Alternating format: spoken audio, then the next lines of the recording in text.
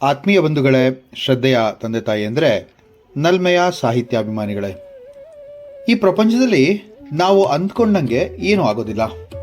ದೇವರು ನಾವು ಅಂದ್ಕೊಂಡಿದ್ದಕ್ಕಿಂತ ವಿಭಿನ್ನವಾಗಿ ನಮ್ಮಿಂದ ಕೆಲಸಗಳನ್ನು ಮಾಡಿಸ್ತಾನೆ ಮತ್ತು ಬೇರೆದನ್ನೇ ಬರೆದಿರ್ತಾನೆ. ಮ್ಯಾನ್ ಪ್ರಪೋಸಸ್, ಗಾಡ್ ಡಿಸ್ಪೋಸಸ್ ಅಂತ ಹೇಳ್ತಾರಲ್ವಾ, ಹಾಗೆ ಆತನ ಅನತಿಯಿಂದಲೇ ಈ ಜಗತ್ತು ನಡೀತಾ ಇರೋದು.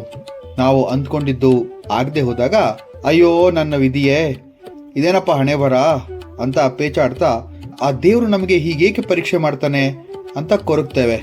ಅದನ್ನೇ ಬಲ್ಲವರು ದೇವರ ಆಟ ಅಂತ ಹೇಳಿದ್ರು. ಈ ಎಲ್ಲಾ ಒಂದು ವಿಚಾರವನ್ನ ಹೇಳುವಂತಹ ಕಗ್ಗ ಈ ಮುಂದಿನ 33ನೇ ಕಗ್ಗ ಆಗಿದೆ. ಇಲ್ಲಿ ನಾವು ತಿಳ್ಕೋಬೇಕಾದದ್ದು ಒಂದು, ಅದೇನಪ್ಪಾ ಅಂತಂದ್ರೆ, ದೇವರು ನಡೆಸುವಂತಹ ಆಟದಲ್ಲಿ ನಾವು ಬರೀ ಆಟಗಾರರು ಮಾತ್ರ. ಅವನು ನಡೆಸುವಂತಹ ನಾಟಕದಲ್ಲಿ ನಾವು ಬರೀ ಪಾತ್ರಧಾರಿಗಳು ಮಾತ್ರ. ಆತನೇ ನಾಟಕದ ಹಂದರವನ್ನ ಅಂದ್ರೆ ಪ್ಲಾಟ್ ಅನ್ನ, ಹಾಗೆ ನಾಟಕದಲ್ಲಿ ನಡಿಬೇಕಾದಂತಹ ಸನ್ನಿವೇಶಗಳನ್ನ ಸೃಷ್ಟಿ ಮಾಡಿರ್ತಾನೆ. ಆತ ಹೇಳ್ದಂಗೆ ನಡ್ಕೊಳ್ಳೋದು ಮಾತ್ರ ನಮ್ಮ ಒಂದು ಕಾಯಕ.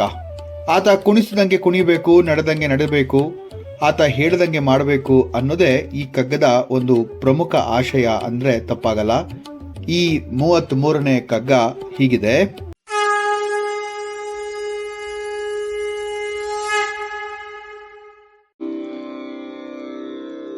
ನರ ಪರೀಕ್ಷೆಯೇ ಬೊಮ್ಮನಾಶಯವೇ ನಮ್ಮ ಬಾಳ್, ಬರಿ ಸಮಸ್ಯೆಯೇ ಅದರ ಪೂರಣವದೆಲ್ಲಿ.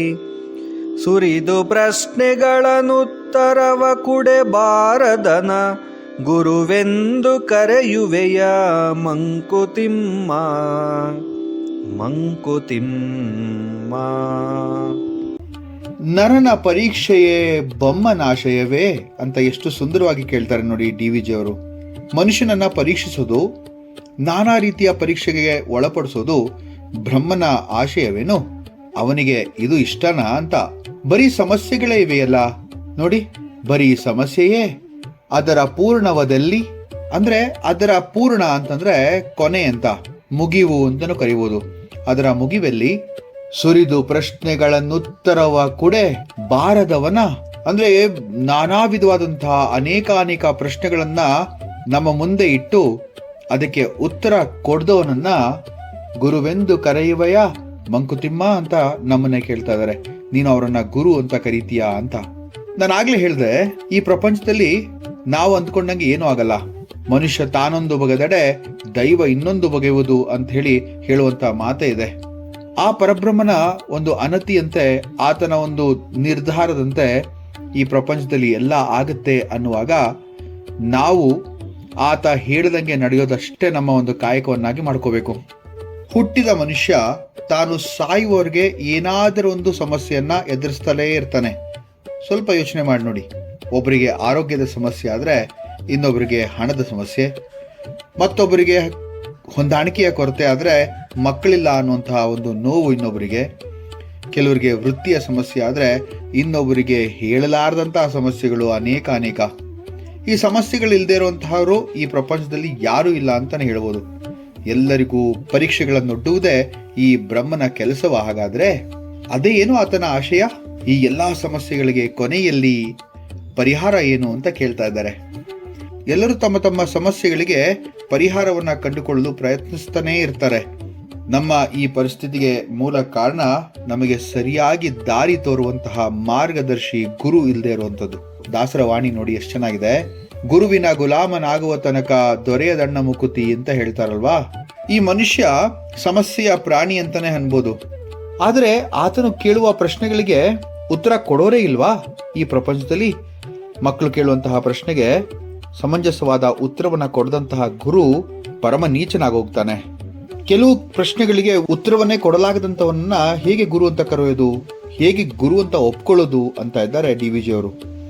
ಸಮಸ್ಯೆಗಳ ಪ್ರಶ್ನೆಗಳ ಕಗ್ಗಂಟಿನಲ್ಲಿ ಸಿಲುಗಿರುವಂತಹ ಮನುಷ್ಯ ಅದು ವಿಧಿಲಿಖಿತವೋ ಕಷ್ಟವೋ ನಿಷ್ಠುರವೋ ಏನಾದರೂ ಆಗಲಿ ಸಾಯೋ ತನಕ ಅದನ್ನು ಅನುಭವಿಸಲೇಬೇಕು ಅನ್ನುವಂತಹ ಒಂದು ಪರಿಜ್ಞಾನವನ್ನು ಹೊಂದಿರೋನಾಗಿರಬೇಕು. ಹೀಗೆ ಏಕೆ ನಡೀತಿದೆ ಅನ್ನೋರು ಯಾರಿಗೂ ತಿಳಿಯೋದೇ ಇಲ್ಲ. ನಾವು ಅಂದ್ಕೊಂಡಂಗೆ ಏನೂ ಇಲ್ಲ ಅಂತ ಹೇಳದೆ ಹೀಗೆ ಯಾಕೆ ಆಗ್ತಾ ಇದೆ ಅಂತ ಒಮ್ಮೆ ಯೋಚನೆ ಮಾಡಿ ನೋಡಿ. ನಾನು ಈ ಕಗ್ಗಗಳನ್ನು ಹೇಳೋದು ಹೇಗೆ, ನೀವು ಅದನ್ನು ಕೇಳೋದು ಹೇಗೆ, ಹಾಗೆ ಇದೆಷ್ಟು ಕೂಡ ಹೇಗೆ ನಡೀತಾ ಇದೆ ಅಂತಂದರೆ ಇದೊಂದು ವಿಚಿತ್ರ ಅಥವಾ ಇದೊಂದು ವಿಸ್ಮಯವೇ ಸರಿ. ನನ್ನ ಈ ಕೈಂಕರ್ಯಕ್ಕೆ ನಿಮ್ಮೆಲ್ಲರ ಹಾರೈಕೆ, ಪ್ರೀತಿ, ದೈವಾನುಗ್ರಹ ಹೇಗೆ ಕಾರಣನೋ ಹಾಗೆ ಆ ಮಹಾಮಹಿಮ DVJಯ ಆಶೀರ್ವಾದ ಇದ್ದೇ ಇದೆ ಅಲ್ವಾ. ಹೀಗೇಕೆ ಆಗ್ತಾ ಇದೆ ಅಂತಂದರೆ ಅದಕ್ಕೆ ಉತ್ತರ ಹೇಳೋಕ್ಕಾಗೋದೇ ಇಲ್ಲ.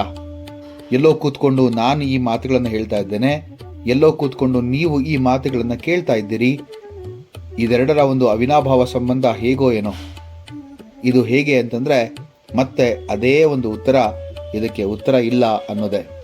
ನಮ್ಮ ಇಚ್ಛೆಯಂತೆ ಎಲ್ಲ ನಡೆದುಬಿಟ್ರೆ ನಮ್ಮನ್ನು ಹಿಡಿಯೋರು ಯಾರಾದರೂ ಇದ್ದಾರಾ? ಹಾಗಾದರೆ ಮಾಡುವ ಕೆಲಸವನ್ನು ನಿರ್ವಂಚನೆಯಿಂದ ಮಾಡಿ ಎಲ್ಲವೂ ಆ ಪರಮಾತ್ಮನ ಇಚ್ಛೆ ಅಂತ ತಿಳ್ಕೊಂಡು ಆ ವಿಚಿತ್ರಕ್ಕೆ ಶರಣಾದರೆ ಮಾತ್ರ ಸುಖ, ಸಂತೋಷ, ಶಾಂತಿ, ನೆಮ್ಮದಿ ಇವೆಲ್ಲ ಸಿಗೋದು.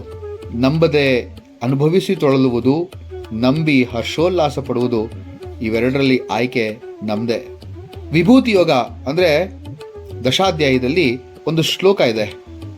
ಬುದ್ಧಿರ್ಜ್ಞಾನಮಯ ಸಮ್ಮೋಹ ಕ್ಷಮಾ ಸತ್ಯಂ ದಮಃ ಶಮಃ ಸುಖಂ ದುಃಖಂ ಭಾವೋಯ ಭಾವೋ ಭಯಂ ಛಾಭಯಮೇವ ಚ ಅಂಥೇಳಿ ಭಗವದಾಚಾರ್ಯರು ಹೇಳ್ತಾರಲ್ವಾ.